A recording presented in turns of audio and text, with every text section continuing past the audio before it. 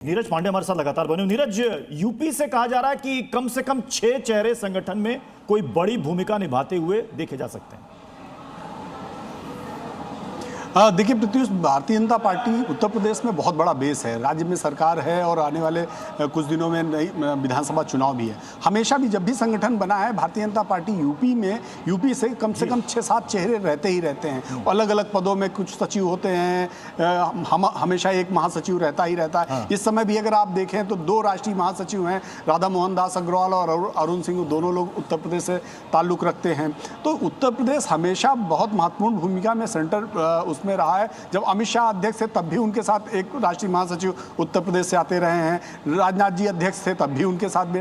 तो ये कोई नई चीज नहीं है। भारतीय जनता पार्टी का जब भी नया संगठन बनेगा उसमें उत्तर प्रदेश का रिप्रेजेंटेशन 6 से 7 लोगों का रहेगा ही रहेगा।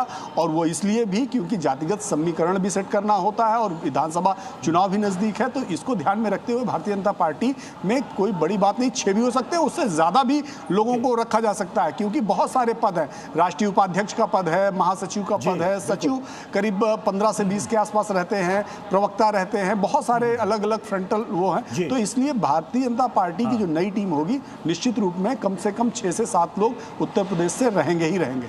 जी, हिमानी भी हमारे साथ लगातार बनी हुई है। हिमानी, जो नाम चल रहे हैं सामने की जो महिला टीम होगी बीजेपी की, उसमें स्मृति ईरानी है, पूनम महाजन है और भी 4-5 नाम हैं। क्या माना जाए, स्मृति ईरानी को बड़ी जिम्मेदारी, पूनम महाजन को क्या मिलेगा? क्योंकि 33% के हिसाब से 12 से ज्यादा चेहरे देखे जा सकते हैं।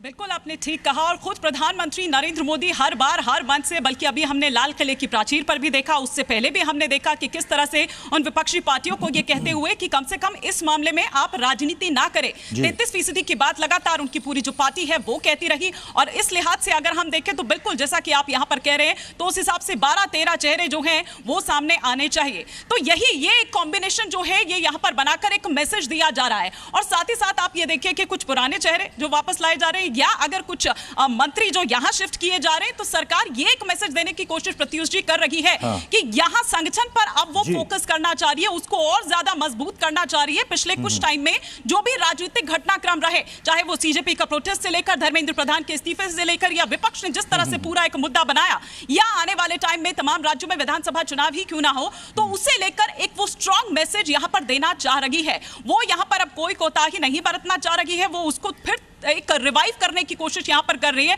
और यही कारण है कि वो बड़े अनुभवी चेहरे जिनका जिक्र अभी नीरज जी भी यहां हमारे तमाम पैनलिस्ट जो कर रहे हैं, यहां पर युवाओं को भी एक मैसेज देने की यहां पर कोशिश हो रही है। क्योंकि आपने देखा होगा कि इस बार तो स्वतंत्रता दिवस पर लाल किले की प्राचीर से भी वो युवा शक्ति हमको दिखाई दी। वो उनके लिए जो एक विजन है, वो जो एक ब्लूप्रिंट है,